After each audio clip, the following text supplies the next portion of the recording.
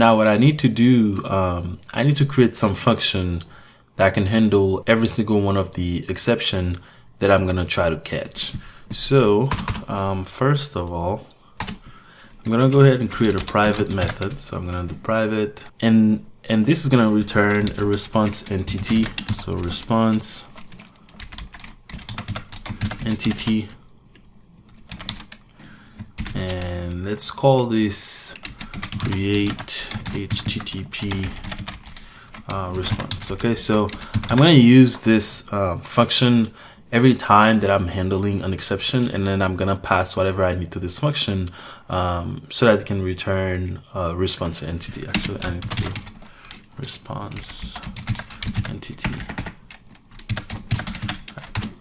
Okay, and this is supposed to be HTTP response, which is our class. So the response entity is just an HTTP response. We can go inside of this function to take a look at it, and you can see you got a body and headers and a status. So it's just like the full HTTP response itself. That's what we're gonna be returning. So this is gonna return an HTTP response in the body, and then we'll be able to set the appropriate headers and HTTP status. So this is gonna take the HTTP status. So HTTP status coming from Spring, and we also need to pass the message, string message. Okay, so what I'm creating right now is a private function. Okay, so this function is gonna take an HTTP status and a message, and we're gonna build an HTTP response and return it here so that we can use it every time that we're handling an exception. So what we have to do now, we can just do, I'm gonna show you exactly what I'm gonna do. So if I do HTTP response, right, that's gonna go into the body, and I can do equals new HTTP response, right? Oops, I didn't mean to do that. HTTP response. Okay, and then here, if we go into the construct, well, we can look at it. You see, it says it takes the HTTP status code and HTTP status, a string for the reason, and the message, right? So what we can do HTTP status, which we're gonna get from here. We can build the constructor. So we can do value. That's gonna give us the HTTP status code. And then we can pass in the HTTP status for the second one, which takes the HTTP status. And for the third one, which is the reason, so we can do HTTP status that get reason phrase. And I want to make this uppercase, so let's do 2 uppercase.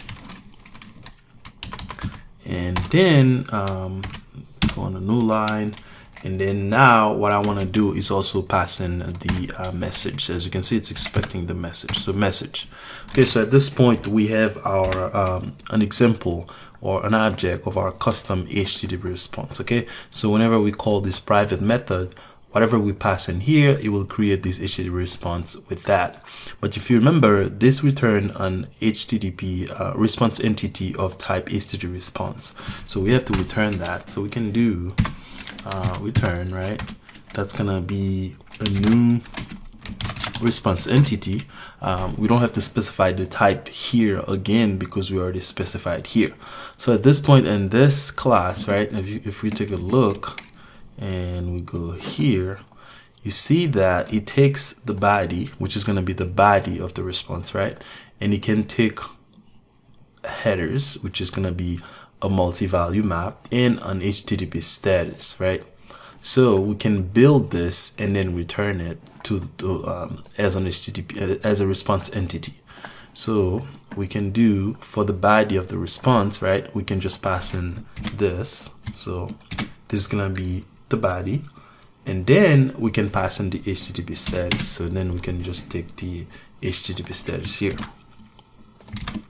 like this and return that. So I hope that makes sense. Oops, can't type tonight.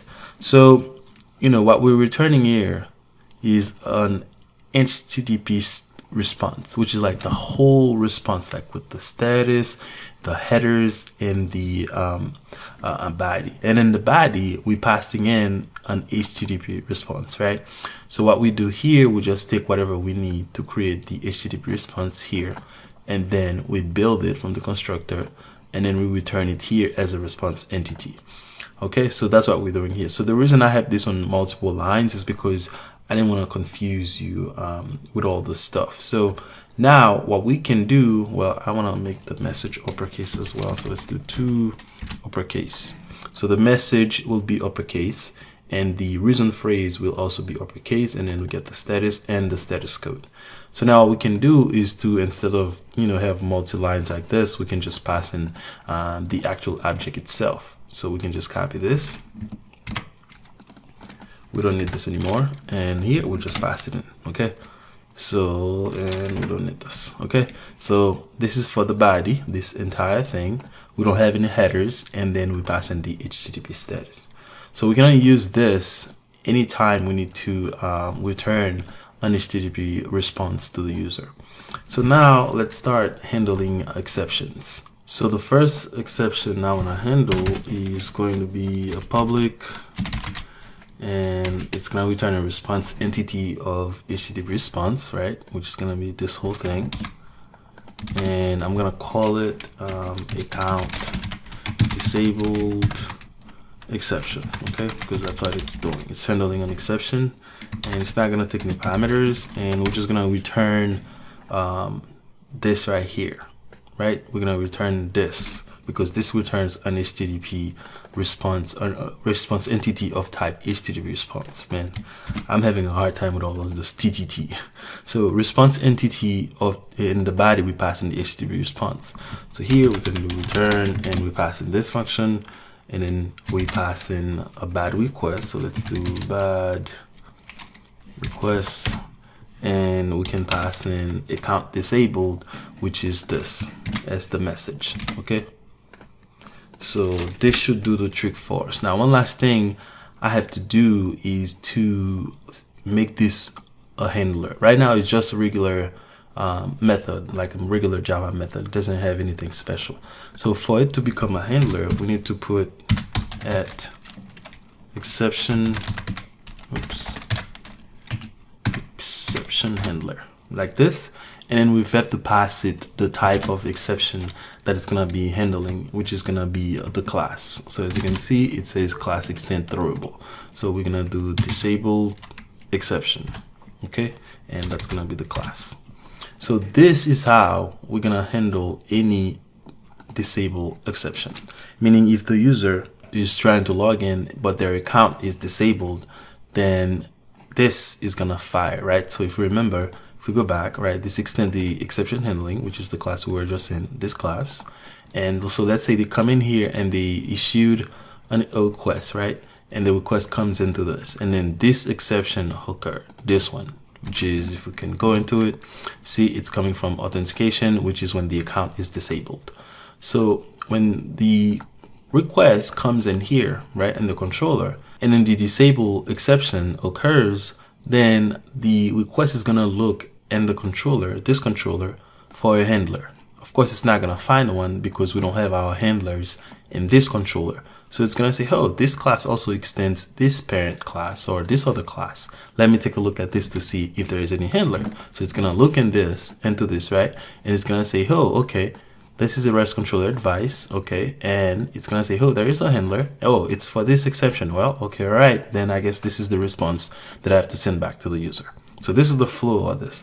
And if we want, we can pass in the exception here like this, if we want. So whatever the exception is with all the message and everything, we will also have access to it here.